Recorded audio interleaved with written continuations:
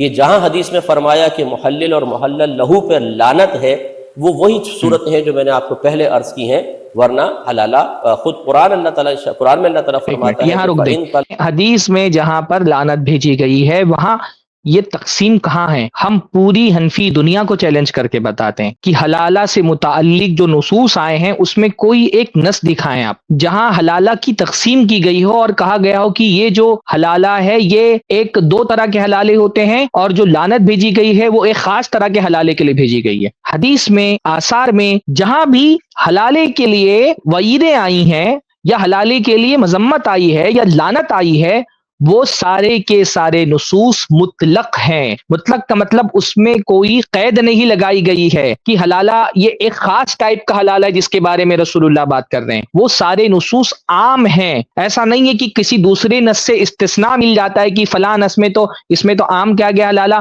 اور فلاں نص میں دیکھو یہ والا حلالہ جو ہے وہ خاص ہے۔ بھی سورہ فاتحہ کا مسئلہ ہوتا ہے، کیسے بار بار قرآن کی نص آپ پیش کرتے ہیں؟ قرآن مجید میں اللہ نے فرمایا جب قرآن پڑھا جائے تو خاموش رہو۔ ہاں، جب ہم کہتے ہیں قرآن پڑھا جائے خاموش رہو، یہ نماز کے بارے میں نہیں ہے نا، تو آپ اس کو عموم کر دیتے ہیں، سب نماز سب کے بارے میں لے کے آتے ہیں، حالانکہ اس میں تو نماز کا سرے سے ذکر ہی نہیں آ رہا ہے، اور یہاں پر تو باقاعدہ نکاح کے بارے میں آ رہا ہے۔ لا اتیا بمحلل ولا محلل له الا رجمته، حضرت عمر بن الخطاب نے فرمایا کہ میرے پاس، محلہ ابن حزم کی صحیح روایت ہے صحیح سند کے ساتھ، کہ میرے پاس اگر حلالہ کرنے والا اور حلالہ کروانے والے لائے جائیں گے تو میں ان کو رجم کر دوں گا۔